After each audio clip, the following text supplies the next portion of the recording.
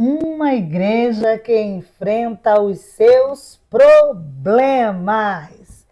Escolhei, pois, irmãos, dentre vós 7 varões, de boa reputação, cheios do Espírito Santo e de sabedoria, aos quais constituamos sobre este importante negócio. Atos 6, verso 3. Uma igreja cheia da sabedoria do Espírito age sabiamente para resolver conflitos ou seja, né, conflitos de relacionamentos. Porque desde que o mundo é mundo, onde tem mais de um ser humano, existem conflitos. Mas em Deus sabemos enfrentá-los e resolvê-los para a glória dele. Shalom, amadas. Shalom, amados. Comigo vai tudo bem. Por quê? Porque está tudo perfeito? Não, é porque ele está no barco. E é porque ele está no barco, sabemos que chegaremos ao cais da vitória. E eu já vou profetizando para a tua vida também. Você vai ser vitorioso. Não haverá nenhum conflito, nenhum problema que você, em Deus, não consiga resolvê-los e superá-los, porque quem está em Cristo não está só. Quem está em Cristo é vencedor, né? Então, receba aí. Receba que eu estou profetizando sobre a tua vida. Vitória, nenhum conflito ficará irresolvível.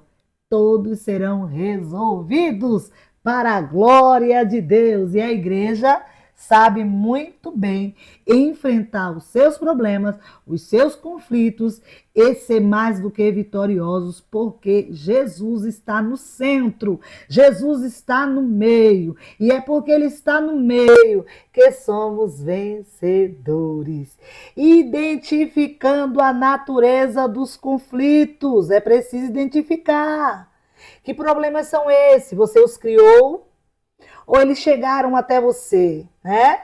Se você é inocente desta causa, neste caso, clama por ele, que a vitória é tua.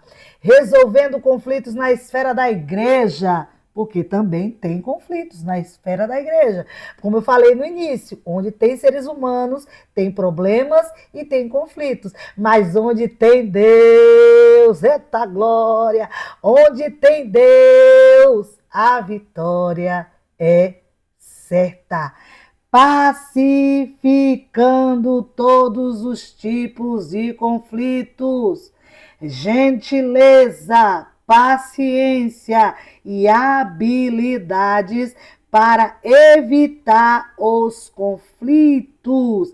Diz que quando um não quer, dois não brigam. Então, se um é pacificador, é certo que um balde de água fria será jogado em toda fogueira que não provém de Deus. Aleluia! Servindo sempre uns aos outros para prevenir os conflitos de relacionamento, porque existem.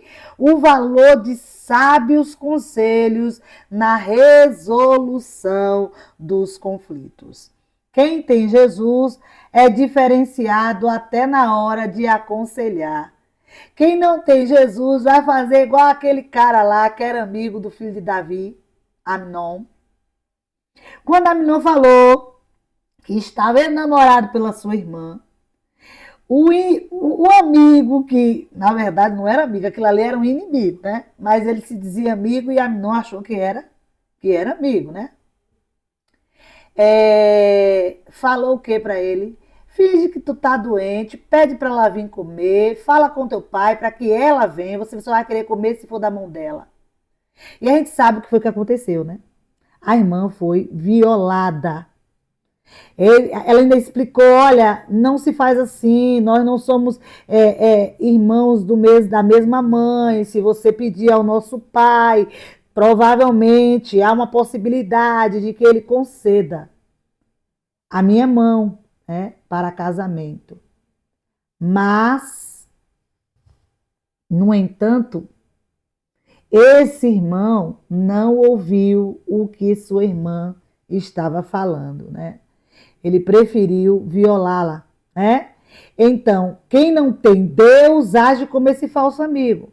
Mas quem possui a Cristo, como dizem da harpa, quem possui a Cristo, nele firme está, achará poder para todo mal combater.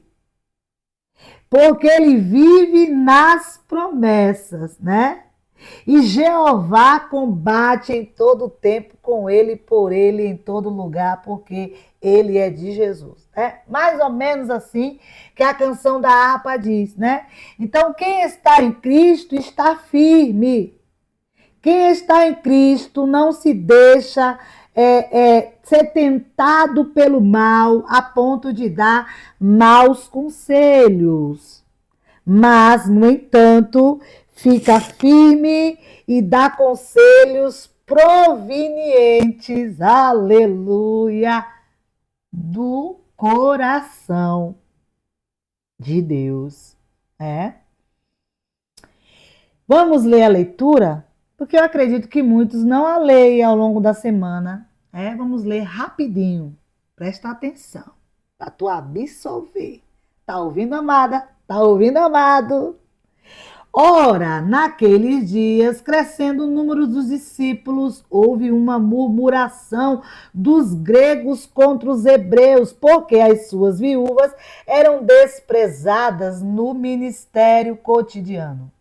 E os 12, convocando a multidão dos discípulos, disseram: não é razoável que nós deixemos a palavra de Deus e sirvamos às mesas. Escolhei, pois, irmãos, dentre vós, 7 varões de boa reputação, cheios do Espírito Santo e de sabedoria, aos quais constituamos sobre este importante negócio. Tinha que ser pessoas, né, de caráter, reputação ilibada, pessoa de testemunho, que quem o olhasse dissesse, verdadeiramente é uma pessoa idônea, é uma pessoa sábia, é uma pessoa sensata. Mas nós perseveraremos na oração, no ministério da palavra, continuação da leitura. E este parecer contentou a toda a multidão, e elegeram Estevão, homem cheio de fé e do Espírito Santo, e Filipe, e Prócoro, e Nicanor, e Timão, e Pármenas, e Nicolau, prosélito de Antioquia, que é prosélito, proselma, é um não-judeu que aderiu à religião, e agora é um prosélito, e ele era da Antioquia, e os apresentaram ante os apóstolos, e estes, orando, lhe impuseram as mãos, e crescia a palavra de Deus. Aleluia! E crescia a palavra de Deus, e em Jerusalém se multiplicava muito número dos discípulos, e grande parte dos sacerdotes obedecia à fé. Aleluia! Nesta lição aprenderemos como a igreja primitiva enfrentou e solucionou conflitos internos, destacando a importância da diaconia no serviço cristão. O crescimento da igreja trouxe desafios sociais e culturais, mas os apóstolos, guiados pelo Espírito Santo, instituíram diáconos para auxiliar no cuidado dos necessitados, sem comprometer a pregação da palavra e a prática da oração no ministério.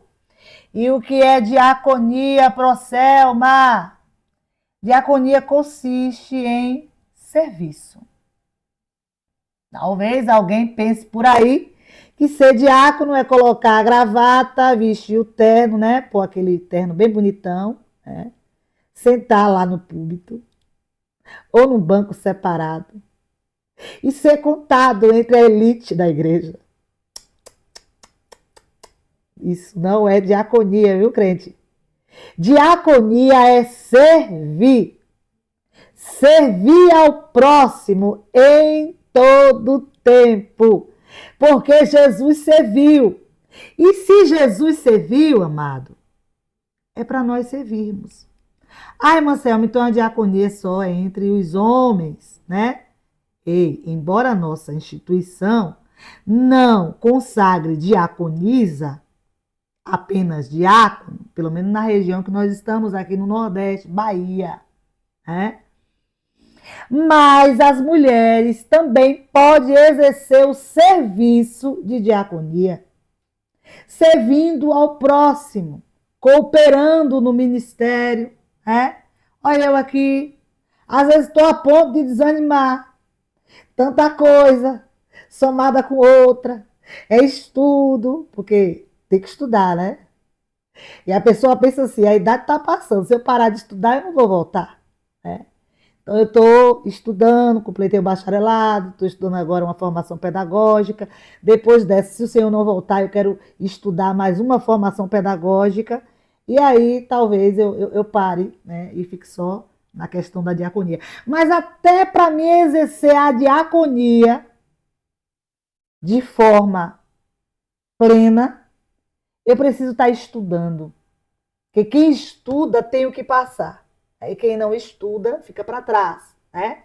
Então agora, se você não saber, já está sabendo. Isso é diaconia. Ser diácono é mostrar serviço. É servir a água. A igreja está precisando, está com problema lá na porta, tu vai lá e conserta. Né? Ah, tem uma irmã que está chegando, está subindo a escadaria, mas ela tem problema, ela usa moleta. Desce a escada, crente, pega no braço da irmã e ajuda ela a subir a escadaria.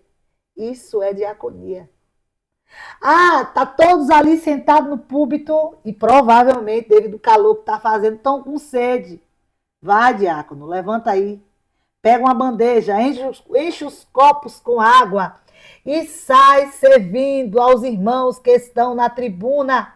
Isto é diaconia. Ficar bonitinho, vestido de terno, sentadinho lá, achando que é só para ficar cheirosinho, bonitinho sentado, e isso é ser diácono? Não, não, viu? Então sirva ao teu próximo, mostre serviço, né?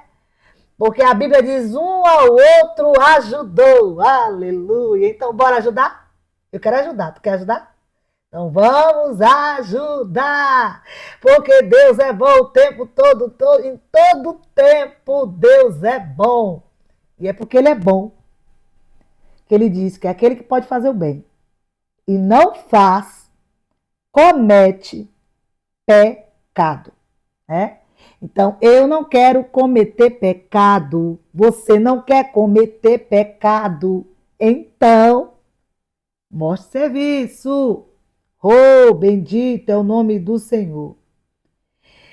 A igreja precisa, deve se equilibrar na sua missão espiritual e social. A igreja tem que estar centrada e entender que também não é só se preocupar com o espiritual do próximo, é também com o físico. É auxiliar com a cesta básica, matando a fome daquele que tem fome, dando agasalho para aquele que está com frio, fazendo mutirão para ajudar as viúvas que está com os telhados, olha, cheio de pingueira. Isso também compete àquele povo, aleluia, aquele povo barulhento, que dá glória a Deus, também precisa exercer a diaconia, servindo ao próximo. Mas, irmã Selma, eu tenho que servir só os irmãos na fé? Não. independente de não ser da mesma fé. Façamos o bem, sem olhar a quem. Ah, mas eu congrego na Assembleia de Deus, ele congrega na Batista. Ei, faça o bem, independente da placa denominacional, independente da placa ou denominação, melhor dizendo, façamos o bem. A igreja não está isenta de desafios. A igreja precisa enfrentá-los e resolvê-los de forma compromissada com a vontade de Deus. Uma igreja que é compromissada com a vontade de Deus, ela cumpre o seu papel, aleluia. Assim como a igreja primitiva enfrentou conflitos culturais e sociais, também enfrentamos desafios que exigem o que, amados?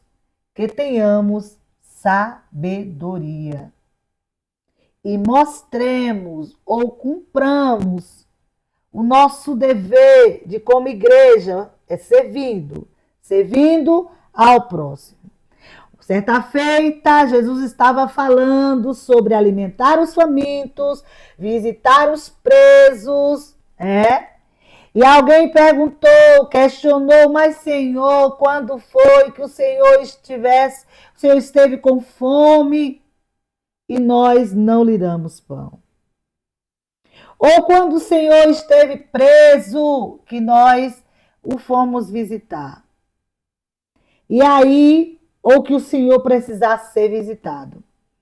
Ele respondeu da seguinte forma: toda vez que visitares um prisioneiro, estará fazendo a mim. Toda vez que deres um pedaço de pão para alguém que está faminto, estará fazendo a mim. Toda vez que tu pegar e agasalhar alguém que está precisando ser socorrido em meio ao frio, estarás fazendo a mim. Aleluia, bendito é o nome do Senhor. Então, com isso, entendemos, amado, que é fazendo bem sem olhar a quem. Em todo tempo. Aleluia, bendito é o nome do Senhor. Assim como a igreja primitiva enfrentou desafios com sabedoria e servindo sempre, devemos agir de igual maneira, compromissada, promovendo a unidade e o cuidado uns dos outros para a glória de Deus. Em resumo, quem pode fazer o bem e não faz, comete pecado, queridos. E isto não pode acontecer. O que realmente importa no reino de Deus é o que, professora Selma? É a disposição em servir, independentemente do cargo ou tarefa, pois o serviço é a essência do trabalho na igreja.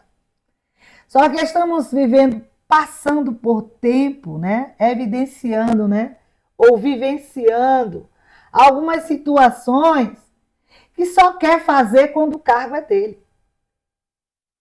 Não pode ser assim. Eu venho de um tempo que quando a regente faltava, o grupo não ficava sem cantar. Outro irmão levantava e regia o grupo. Mas a obra não parava. Hoje em dia muitos falam, não, eu não vou reger, eu não sou regente. O meu cargo é outro cargo. Quem recebeu o cargo que se vire para reger. Quanto egoísmo da nossa parte. A obra é de Deus. A obra não é de A, a obra não é de B, a obra é de papai. E se é de papai, temos que fazê-la diligentemente. Aleluia. Bendito é o nome do Senhor.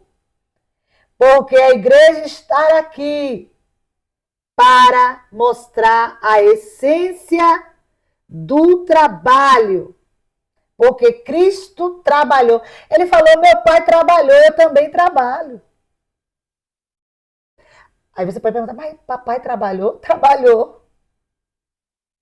Só para um exemplo de quanto ele trabalhou e trabalha, ele construiu tudo em 6 dias.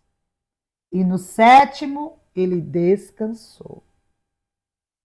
E Jesus, ele falou, meu pai trabalhou e eu trabalho.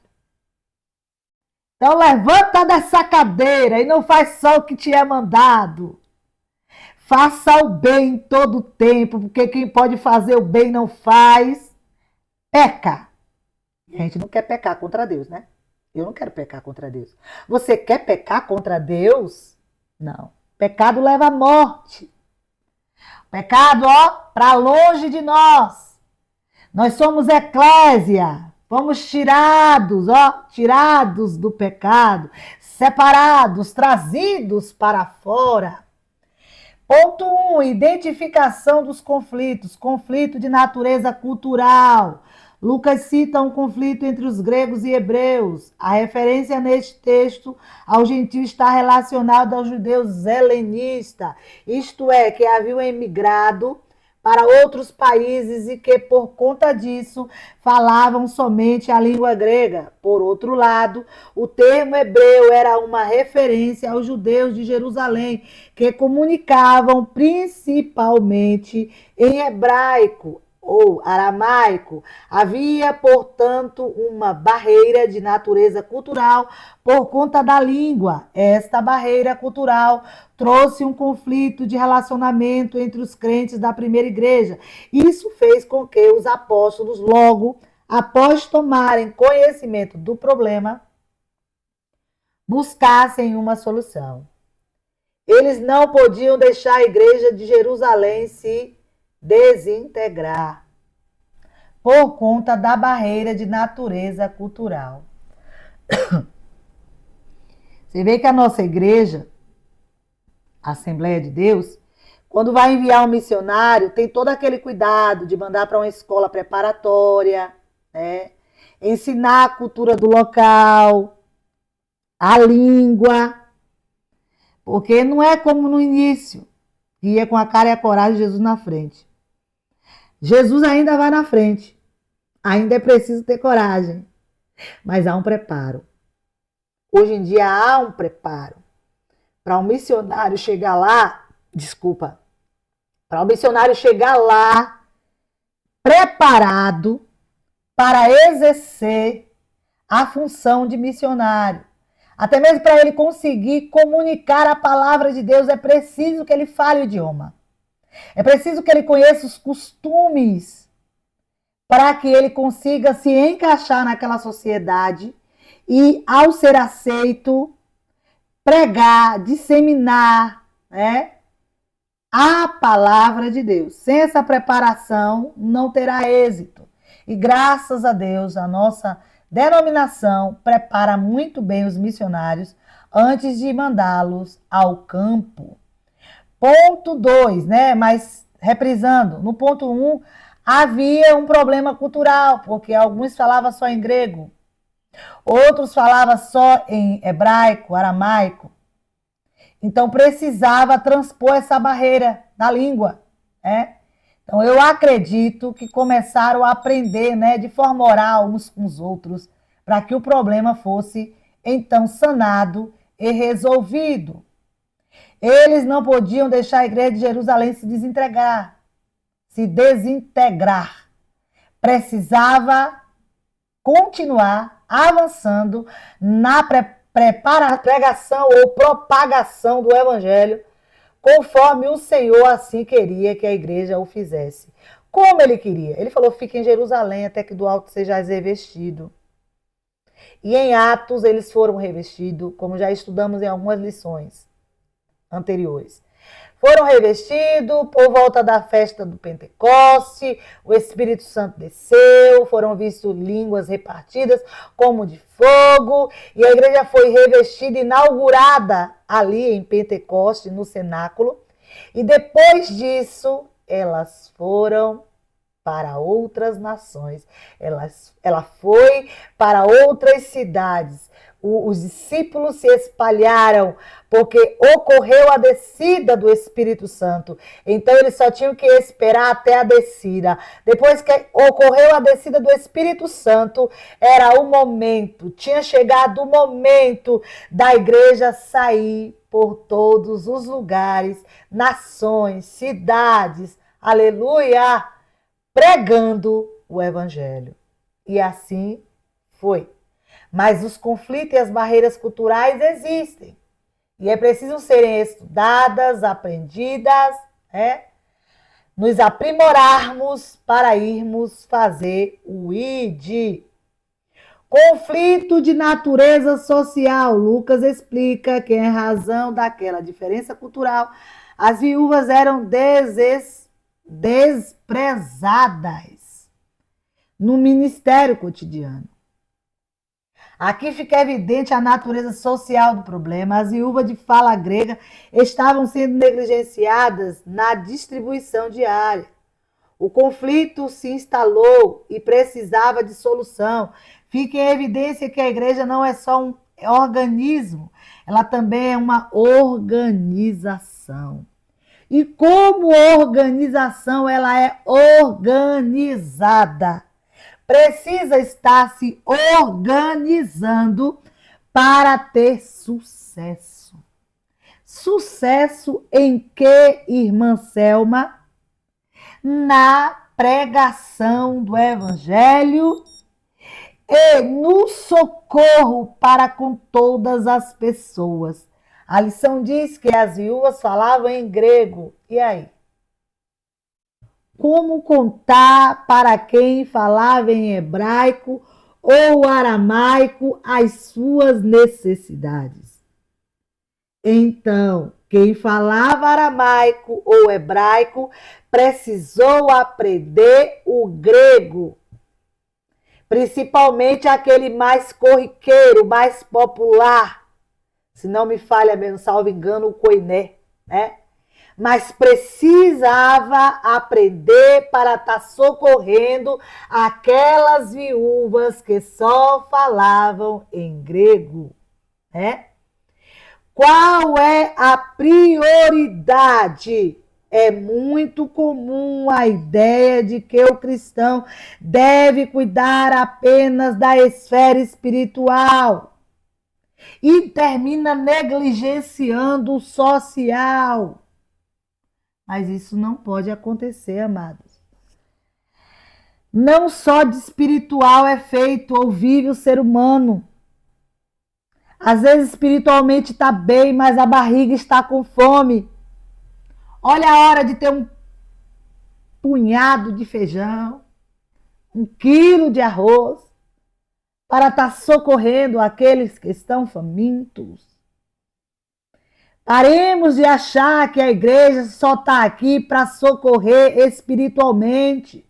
Não. É para socorrer em todas as áreas. É dar uma roupa para aquele que não tem, um calçado para aquele que está descalço. Mas socorrer em todos os quesitos. Em todos. Em todos mesmos. Só para frisar, e memorizar. Para de achar que só vivemos do espiritual. O espírito está pronto, mas a carne ela é fraca, ela precisa de alguns subsídios, algumas provisões, né? Melhor dizendo. Qual é a prioridade? O social, o espiritual. Que prioridade é essa? Vamos ler. É muito comum a ideia de que o cristão deve cuidar apenas da esfera espiritual e negligenciar o social. Cria-se dessa forma um entendimento nada bíblico de que a primeira deve ser privilegiada e a segunda negligenciada. Primeiro espiritual, né? E o segundo, o social. Não é assim, amados. Assim, por exemplo, um evento musical recebe grande atenção por quanto mexe com as emoções, enquanto um trabalho social numa igreja local carente conta com poucas adesões. Negligenciar os mais necessitados é um dos pecados denunciados tanto no Antigo quanto no Novo Testamento.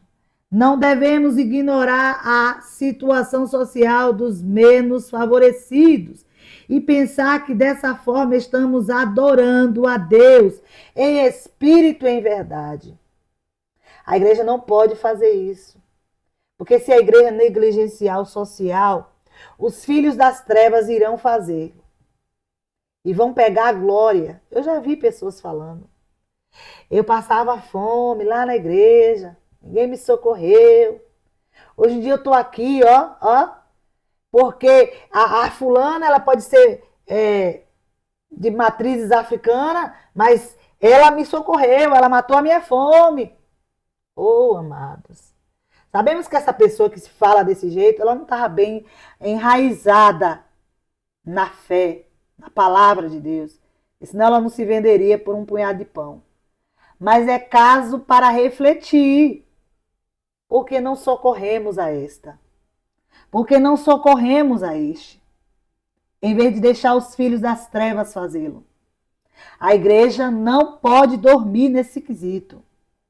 Na verdade, a igreja não pode dormir em quesito nenhum que a Bíblia nos aconselha a estar nos atentando e executando.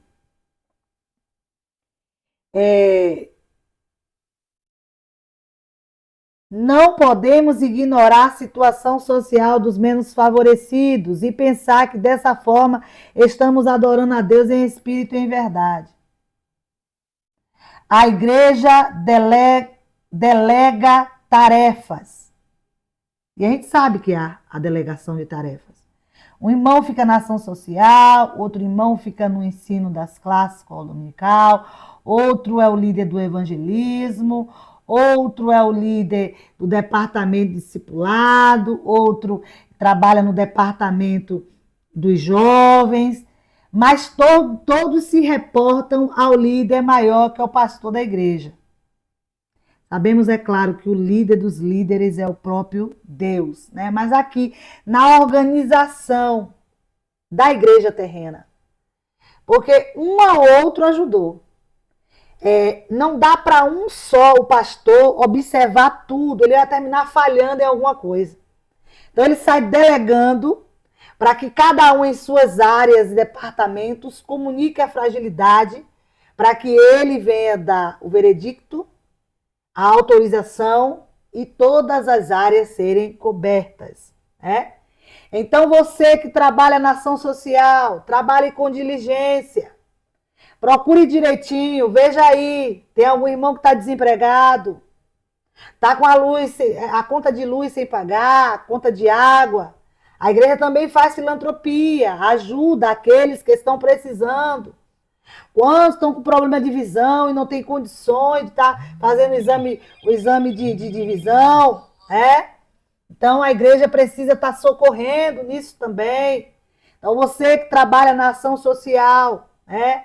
Comunique ao seu pastor, e o galardão é certo, porque quem dá ao pobre empresta a Deus. Eita glória, diz um provérbio aí. E tem fundo de verdade, porque quando foi perguntado a ele, que nós citamos alguns minutos atrás, quando foi que tu tiveste com fome e nós não te alimentamos? Quando foi que estiveste com fome e nós não o socorremos alimentando, né? Ou quando teve preso que a gente não foi visitar, o que ele respondeu? Quando visitas um preso, estás fazendo a mim. Quando alimentas um faminto, estás fazendo a mim. Quando agasalhas alguém que está com frio, estás fazendo a mim. É? Então, Deus tem prazer em ver a igreja socorrendo os necessitados. É? Então, ajudemos, porque Deus ele é lindo, ele é amor, e ele quer que vivamos o amor. Ele não quer que fiquemos só na teoria, não. A teoria é bonita, mas a prática é ainda mais, né? Então, sejamos amorosos na prática, porque não podemos deixar a desejar, né? Porque o Senhor, aleluia, ele quer ver a sua noiva pregando o amor, vivendo o amor e praticando o amor. Tudo faz parte de uma única missão da igreja. Assim, se a igreja ora e prega, mas não cuida dos necessitados, ela falha em sua missão. Vamos repetir? Tudo faz parte de uma única missão da igreja. Assim, se a igreja ora e prega, mas não cuida dos necessitados, ela falha em sua missão. Não pode. Ponto 2. Não há conflito entre tarefas. Tudo nesta organização organizada, chamada igreja. Aleluia! Mas a igreja não é corpo de Cristo? É. Mas também é uma entidade, é uma organização bem organizada, para que todos os pontos sejam efetuados e agrademos ao nosso Deus. E por que não há conflito entre as tarefas? Podemos ler Atos 6 como se o ministério da oração e da pregação estivessem em oposição com o ministério de serviço social. Não há essa contradição, queridos. Onde um é considerado mais espiritual e o outro menos. Tudo faz parte de uma única missão da igreja. Assim, se a igreja ora e prega, mas não cuida dos necessitados, ela falha em sua missão. A diaconia, o parecer dos apóstolos foi que eles construíssem ou que eles constituíssem pessoas habilitadas sobre o que eles denominaram de este importante negócio. É, portanto, uma referência ao serviço ou à diaconia. Tem a ver mais com, aleluia, bendito é o nome do Senhor. Tem mais a ver com a função do que a forma. Assim, em Atos 6, o que está mais em destaque é a função exercida pelos 7 diáconos do que o cargo ou ofício ocupado por eles. Enfim, como falamos no início, vamos repetir. Ser diácono não é estar engravatado, sentado lá no banco. Ser diácono é serviço. A igreja que nós congregamos, Assembleia de Deus, no Nordeste, não consagra diaconisa. Mas isso não desobriga a parte feminina da igreja de exercer a diaconia. Mostre serviço, visite os necessitados. Comunique ao pastor que alguém está desempregado, está precisando de auxílio. Alimentar, para pagar uma conta, para fazer um exame, comprar um remédio. A igreja pratica filantropia e nunca deve parar de praticar. O que é filantropia? É obras de caridade. Precisamos estar assistindo as pessoas, não só no sentido social, mas no espiritual também. Este é papel da igreja. Bendito é o nome do Senhor. Os princípios cristãos precisam ser seguidos. E que princípios são esses? Privilegiando o caráter nas exigências das qualidades e exigidas para o exercício do diaconato. A igreja preza por observar aqueles que vão ser separados para a diaconia. Precisa ter prazer, ser corriqueiro servir. Porque isso é ser um diácono e viver a diaconia, né? A escolha dos diáconos seguiu critérios espirituais, destacando caráter, fé, compromisso cristão e fervor espiritual. Não pode estar nomeando qualquer um. Pessoas da dela, braço cruzado, não está nem aí que o fogo pegue, vai pegar o milho para poder estar assando na fogueira, em vez de pegar água para estar apagando o fogo e aplacar o incêndio. Estou usando uma analogia, mas vocês estão me entendendo. Que nós precisamos se incomodar com a necessidade do próximo e socorrê-los. Esta é a vontade do nosso Deus. Então você está praticando a diaconia? Se não está, passe a praticar.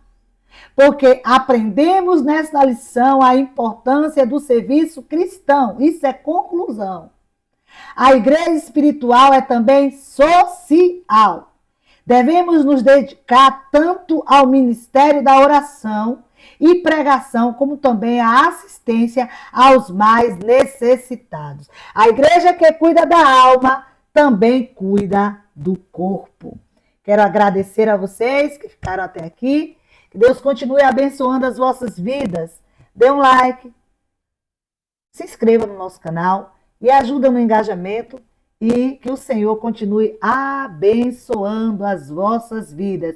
E não esqueça, ser igreja é mostrar serviço. Porque não basta cuidado espiritual, temos que cuidar do social também.